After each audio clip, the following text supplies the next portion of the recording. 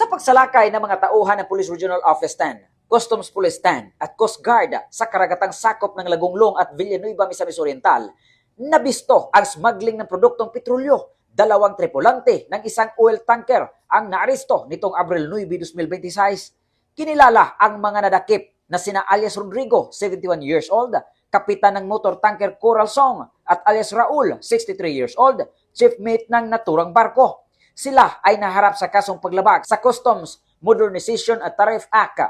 Nagsagawa ng Sea Patrol ang 10 of First Maneuvering Company, RMF Region 10, Lagonglong Municipal Police Station, Villanueva Municipal Police Station, First Provincial Mobile Force Company, Misamis Oriental, Regional Intelligence Division 10, Regional Maritime Unit 10, Bureau of Customs 10, and Philippine Coast Guard, Northern Mindanao District. Matapos makatanggap ng impormasyon hinggil sa isang hindi kilalang sasakyang pandagat na nakaangkla sa karagatan ng Lagonglong at umano'y nagdidispense ng diesel sa mga motorized bangka.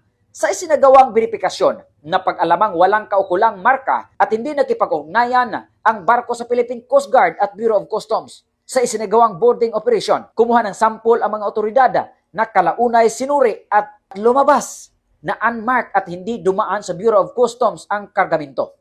Nabigo rin ang tripulante na magpakita ng mga kinakailangang dokumento ng barko at karga nito. Bandang alas 3:40 ng hapon, noong Abril 9, 2026, tuluyang inaristo ang 2 tripulante sa karagatan ng Villanueva kasabay ng pagkumpiska sa motor tanker Coral Song at tinatayang 300,000 litros ng diesel na nagkakahalaga ng humigit kumulang 41.1 milyon pesos. Kasalukuyang nasa kustodiya na ng Villanueva Municipal Police Station ang mga naaresto habang nasa pangangalaga ng Bureau of Customs Region 10 ang nasabat na barko.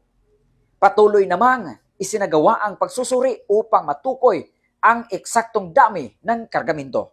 Mula dito sa Campo Alagar, ako po ang inyong Police News Network correspondent mula sa Regional Public Information Office ng Police Regional Office 10, Corporal Joel Lazaro Subsuban, alagad ng batas, tagataguyod ng balitang pulis.